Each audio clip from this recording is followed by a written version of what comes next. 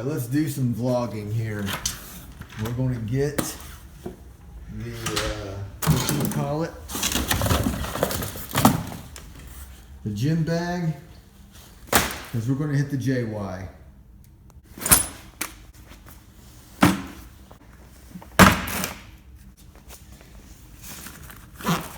This is so tough to do with one hand. The things I do for great content.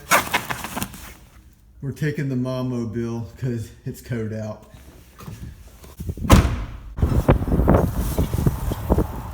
Alright, so we have the motor mount nuts there. That's one of 4 transmission bolts I've taken out so far. And now I was going to be fighting with the exhaust manifolds. And I don't know what else, but I'm definitely getting tired. Alright, we're going to have to call it quits. I'm about to turn to a pumpkin, and that's just all there is to it. Okay, so like I mentioned earlier, motor mounts are out, motor mount bolts, nuts, whatever I'm trying to say.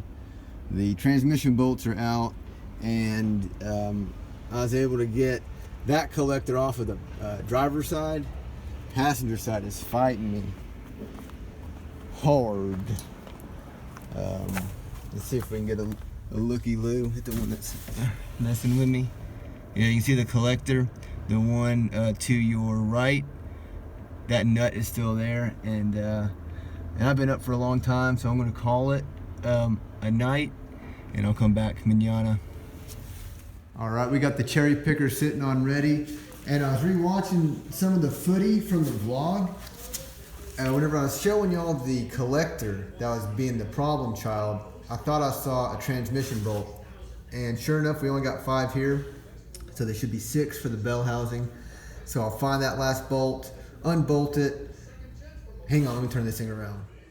Unbolt that last transmission bolt, the 2 cross member nuts, and we're just gonna cut this stupid thing off. I can't get that nut to come off, and I got a hacksaw, some PB blaster, and some pythons. So we're gonna get it. By golly, we did it.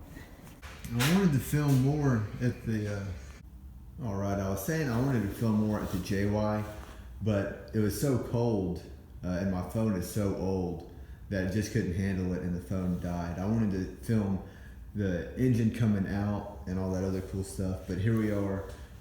The garage is a total mess. There's tools and trash everywhere, so I'm going to clean everything up, get reorganized, and then we'll start the teardown process and see what we're working with.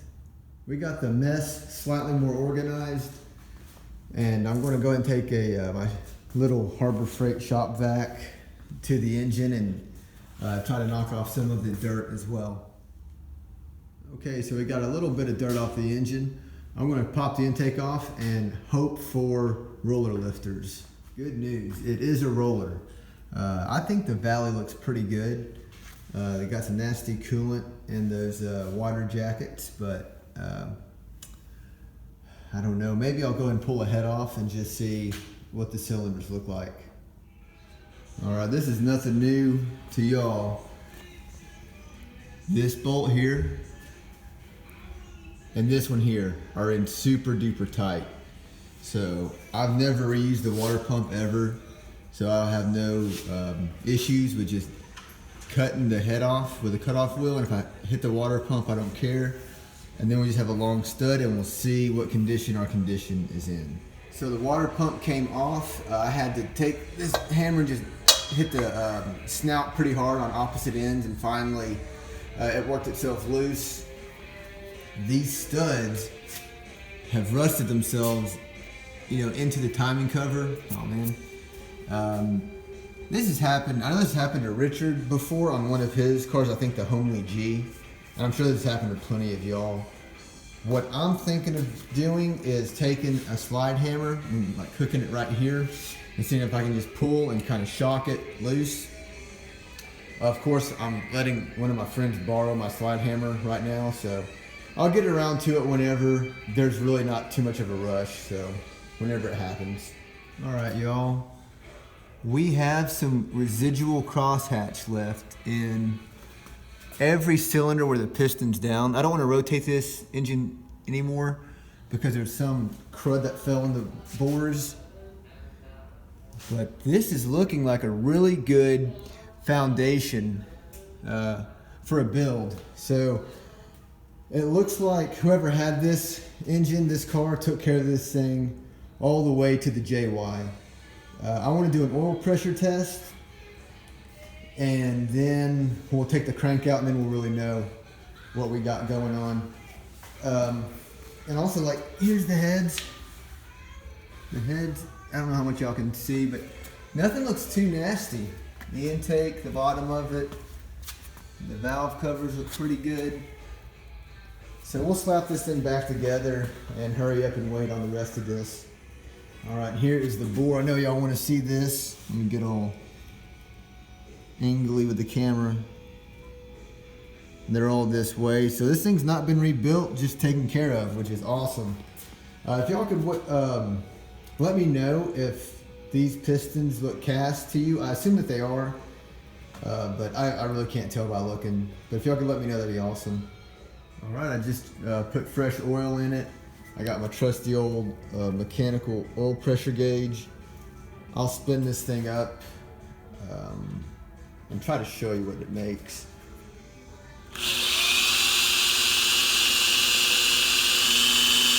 I might need a helper.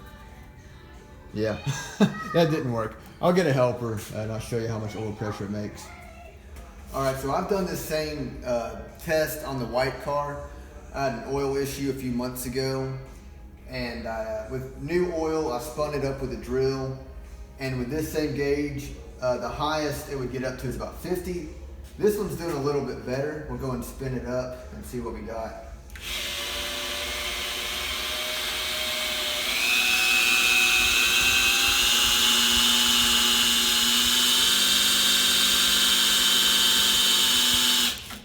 All right, so it gets a little bit higher than the white car.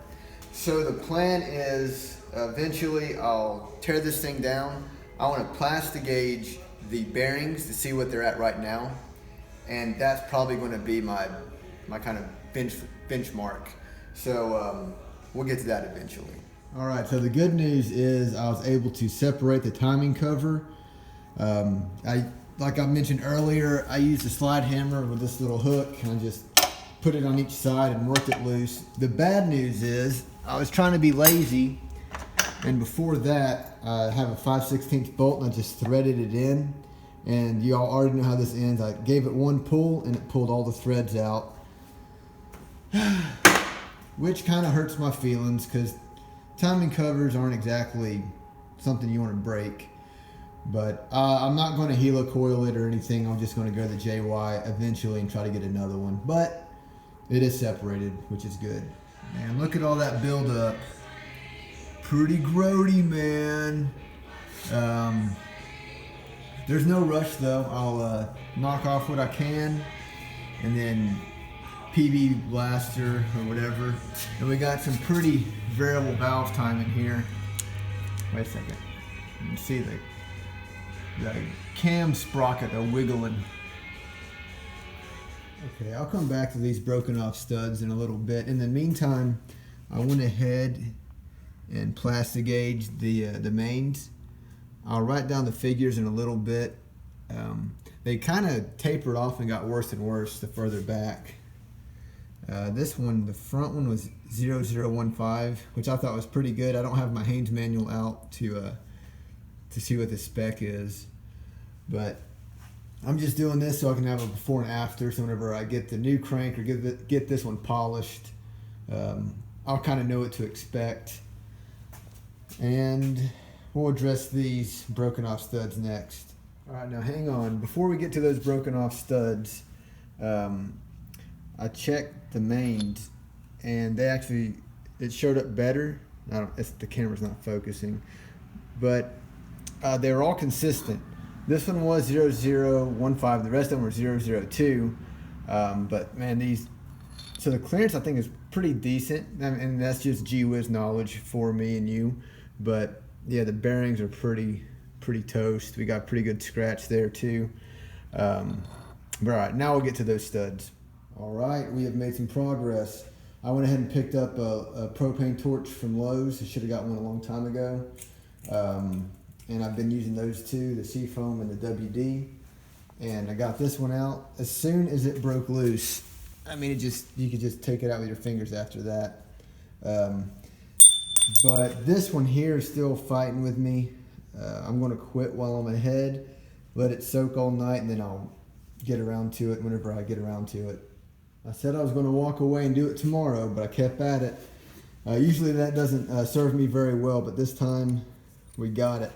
Got both the broken studs out. And I want to show you how I did it real quick. This is pretty good. All right, so got the broken stud or the broken off bolt in the block. You got your big channel locks, and you're pushing down. But I feel like whenever you push it down just on one side, it kind of twists. But if you have two channel locks, you can kind of even it out, and you can just kind of rock it back and forth. Two channel locks and having the propane torch is what definitely was able to get that more stubborn one out. They were both stubborn, but you know, two channel locks, that's a little trick you can put in your back pocket. We're gonna wrap this video up. Let's see, about this engine. It's not gonna get done anytime soon. It's something that I just wanted another engine, and then the final nail in the coffin was I went to the JY and asked them how much they charge, and they're $125, any engine you want. So I think by the time I walked out, it was $140 with tax. Eventually I'll get this engine to the machine shop, and then I want to get the short block done. Well, I want to get it all done. But if I can get the short block built, I feel like I can just kind of breathe a sigh of relief. I'm like, okay, that part's done. Now I can find the heads and all that other stuff. The engine in the white car is still being a little sweetheart. It's just fires up good, runs great. But I'm an engine guy. I like messing with them, so I went ahead and got another one. And other G-Wiz news.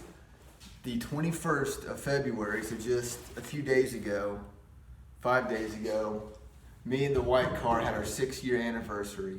And over our 6 years, we've gone through 2 engines. Well, I took out the Merkur 2.3 that was in and put in the 357. I've gone through 3 transmissions and 7 sets of wheels and tires.